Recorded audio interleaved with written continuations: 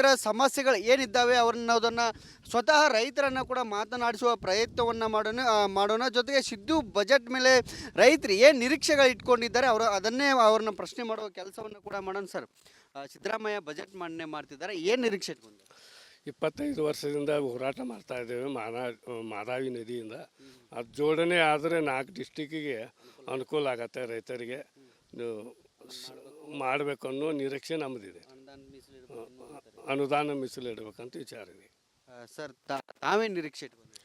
ಏನಿಲ್ಲ ರೀ, ಇವರು ಹೇಳ್ಕೊಂತಾನೆ ಭಾಳ ವರ್ಷ ಜಗ್ಗಿದಾರು. ಇನ್ನು ಜಗ್ಗಿದ್ರೆ ಇದು ಸಮಸ್ಯೆ ಆಕತ್ತೆ ರೈತರಿಗೆ. ಇದನ್ನು ಜೋಡಣೆ ಮಾಡೋದ್ರಿಂದ ಇದಕ್ಕೆ ಬಜೆಟ್ ಅದಕ್ಕೆ ತೆಗೆದಿಟ್ಟು ಅದನ್ನೊಂದು ಸ್ವಲ್ಪ ಇವರು ಎಚ್ಚೆತ್ಕೊಂಡ್ರೆ ಈ ನೀರಿಂದು ವ್ಯವಸ್ಥೆಗೆ ಎಲ್ಲ ರೈತರು ಸ್ವಲ್ಪ ಅವ್ರ ಬಗ್ಗೆ ಕಾಳಜಿ ವಹಿಸ್ತಾರು. ಇವರು ಮುಂದಿನದರಿಂದ ನಮ್ಮ ಸ್ವಲ್ಪ ಎಲ್ಲ ರೈತರು ಬೆಳವಣಿಗೆ ಆಕತ್ತಂತ ಹೇಳಿ ಈ ಮಾದಾಯಿ ಹೋರಾಟ ಮಾಡಕತ್ತೇನೆ 25 ವರ್ಷ ಆಯ್ತು. ಇನ್ನೂ ಹೆಚ್ಚಿನ ಸಮಸ್ಯೆ ಬರೋಕ್ಕಿಂತ ಮುಂಚೆ ಇದನ್ನೊಂದು ಸ್ವಲ್ಪ ಮಾಡಿದರೆ ಭಾಳ ರೈತರಿಗೆ ಒಳ್ಳೇದಾಕದಂತ ಹೇಳಿ. ನಿರೀಕ್ಷೆ ಏನಿದಾವೆ? ನಿರೀಕ್ಷೆ ಏನಿಲ್ಲ, ಅದಕ್ಕೆ ಬಜೆಟ್ ಮಂಡನೆ ಮಾಡೋದು ಇದೆ ನಿರೀಕ್ಷೆ ರೀ. ಬೇರೆ ನಿರೀಕ್ಷೆ ರೈತರಿಗೆ ನೀರು ಬಿಡಬೇಕು, ಕೌಲಿಗಳು ಎಲ್ಲದರಿಂದನೂ ಜೋಡಣೆ ಮಾಡಿದ್ರೆ ಇದು ಏನೇನೋ ಚಲೋ ಆಗ್ತದೆ ಅಂತೇಳಿ ಇದೆ ವಿಚಾರ. ಸರ್, ತಾವೇನು? ಮಹದಾಯಿದು ಹೋರಾಟ ಮಾಡಕೈತೆ 25 ವರ್ಷ ಆತ್ರಿ. ಆ ಹೋರಾಟ ಆಗೇ ಉಳ್ದತಿ. ಕೆಲಸ ಮಾತ್ರ ಯಾವುದೋ ಕಾರ್ಯರೂಪಕ್ಕೆ ಬಂದಿಲ್ಲ. ಈ ಸರ್ಕಾರಕ್ಕೇನ JDS ಆಗಲಿ BJP ರೈತರ ಸಮಸ್ಯೆಗಳು ಮತ್ತೇನು ಅದ ರೈತರ ಬಗ್ಗೆ ಅಂದ್ರೆ ಇವು ನಮ್ಮ ಲೈಟ್ ಇದ್ರಿ ಮತ್ತು ಈ ಅಕ್ರಮ್ ಚಾಲೂ ಮಾಡಬೇಕು. ಈ ಸಬ್ಸಿಡಿಗಳೆಲ್ಲ ಇದನ್ನು ಕೊಡಬೇಕು.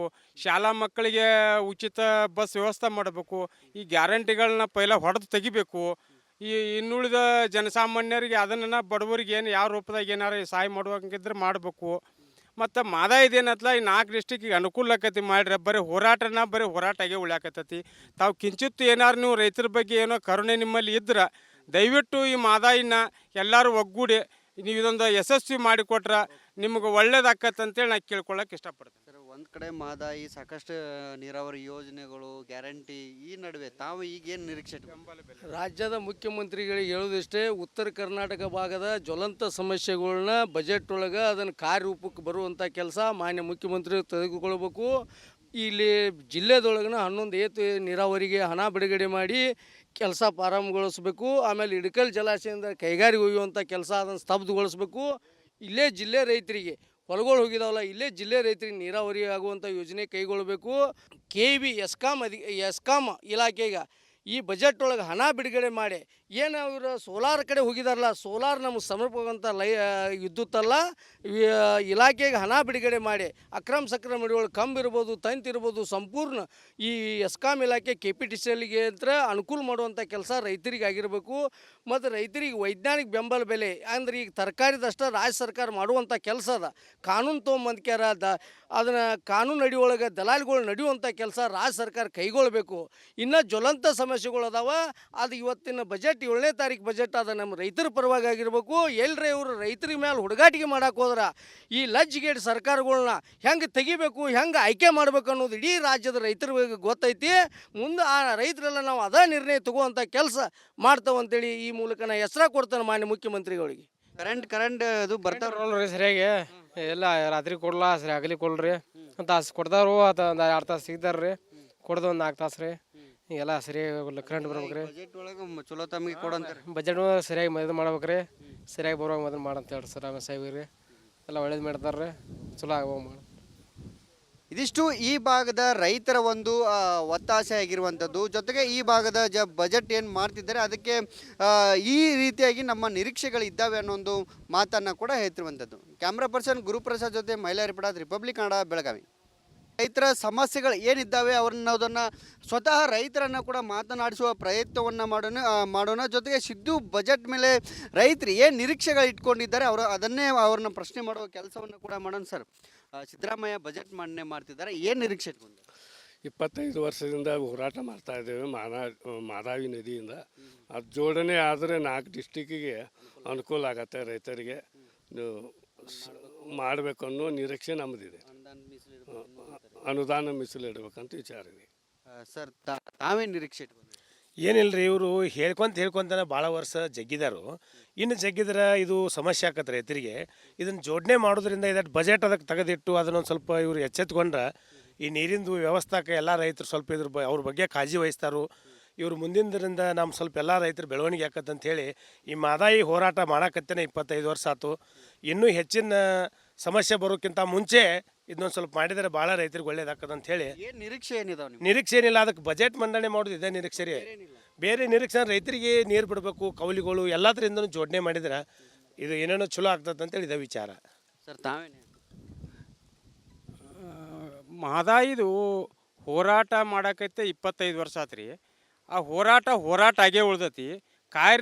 ಕೆಲಸ ಮಾತ್ರ ಯಾವುದೋ ಕಾರ್ಯರೂಪಕ್ಕೆ ಬಂದಿಲ್ಲ.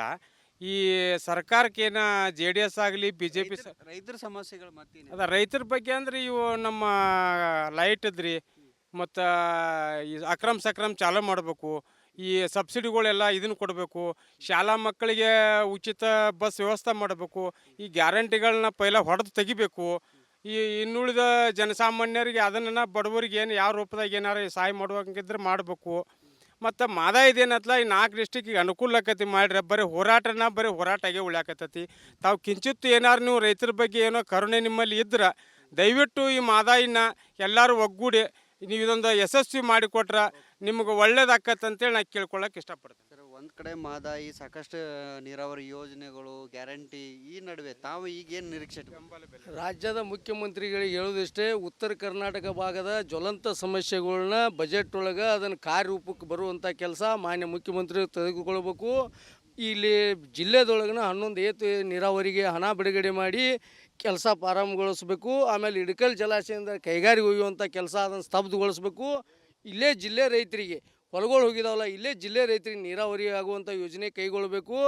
KV ಎಸ್ಕಾಮ್ ಇಲಾಖೆಗೆ ಈ ಬಜೆಟ್ ಒಳಗೆ ಹಣ ಬಿಡುಗಡೆ ಮಾಡಿ ಏನು ಅವರು ಸೋಲಾರ್ ಕಡೆ ಹೋಗಿದಾರಲ್ಲ, ಸೋಲಾರ್ ನಮಗೆ ಸಮರ್ಪಕಂತ ವಿದ್ಯುತ್ ಅಲ್ಲ, ಇಲಾಖೆಗೆ ಹಣ ಬಿಡುಗಡೆ ಮಾಡಿ ಅಕ್ರಮ ಹಿಡಿಗಳು ಕಂಬಿರ್ಬೋದು, ತಂತಿರ್ಬೋದು, ಸಂಪೂರ್ಣ ಈ ಎಸ್ಕಾಮ್ ಇಲಾಖೆ KPTCLಗೆ ಅಂತ ಅನುಕೂಲ ಮಾಡುವಂಥ ಕೆಲಸ ರೈತರಿಗೆ ಆಗಿರಬೇಕು.